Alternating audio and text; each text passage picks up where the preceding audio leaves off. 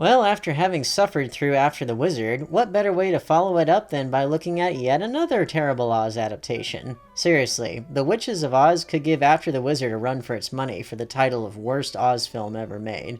Well, technically it's a miniseries, but you get the point. I really wanted to like this series, especially since it has some major science fiction and fantasy alumni in it, such as Billy Boyd, Sean Astin, Mia Sara, and Christopher Lloyd. I wasn't necessarily put off by the obviously low budget or the fact that writer-director Lee Scott has been involved with numerous films from the Asylum, including Transmorphers. Quite the contrary. I like Asylum movies for the most part. As cheesy and low budget as they are, and as much as they ride on the coattails of more well-known movies, they do keep the exploitation movie spirit of Roger Corman and Troma alive in the modern age.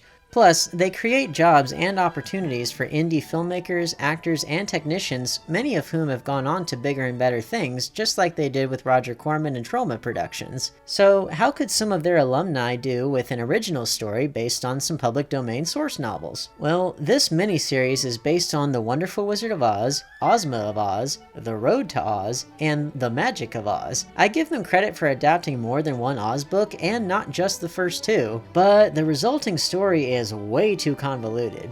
Dorothy is now an adult and a successful children's book author. In this universe, the Oz books were written by Dorothy Gale herself and are based on her dreams, which are actually repressed childhood memories. Yep, we've seen this before. The mythology is really hard to follow. There's a book of Oz that contains magic, and to unlock it, the bad guys need something called the changing word, but we never find out what that word is, maybe because it changes, I don't know. The Oz characters have real-life equivalents, but unlike other adaptations, it's revealed that their New York City equivalents are actually the Oz characters in disguise, or their potential is waiting to be unlocked or whatever. They pull a bait and switch on us by giving Billy Boyd's character the name Nick Chopper, making us think he's going to turn into the Tin Man, but he doesn't. The Tin Man's a totally different character. Then towards the end, the Wicked Witch mentions other fairy tale lands like Neverland and Narnia for some reason.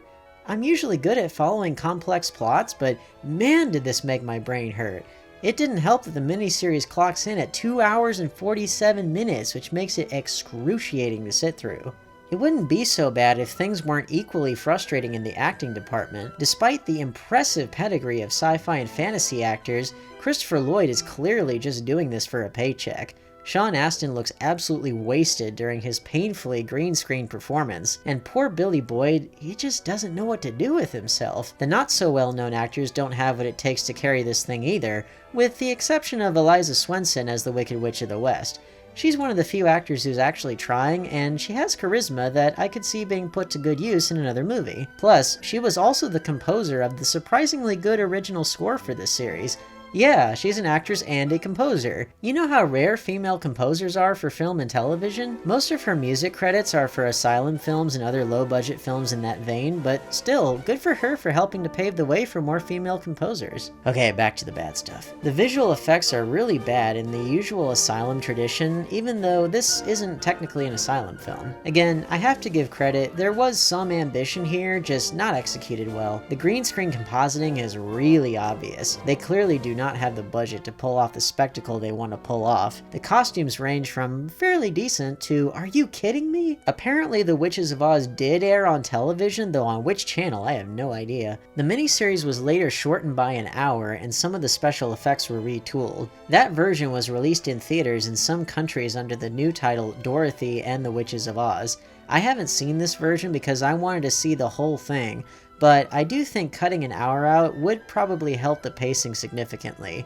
It wouldn't be enough for me to call it good, but it would be an improvement. After the Wizard was bad because it was a creative vacuum, whereas The Witches of Oz has more in common with The Muppets Wizard of Oz in that they're both frustratingly bad. They had the potential to be so much more than what they were. The Witches of Oz in particular doesn't lack scope or ambition, but the things that really matter, like the script and the acting, were not in good shape, nor were the costumes, effects, pacing, and overall presentation. Like I said before, I'm really not in the business of unnecessarily hating on things. I want to give shoutouts to some of these lesser known movies and TV shows so that they can get some love, but sorry, this one just didn't do it.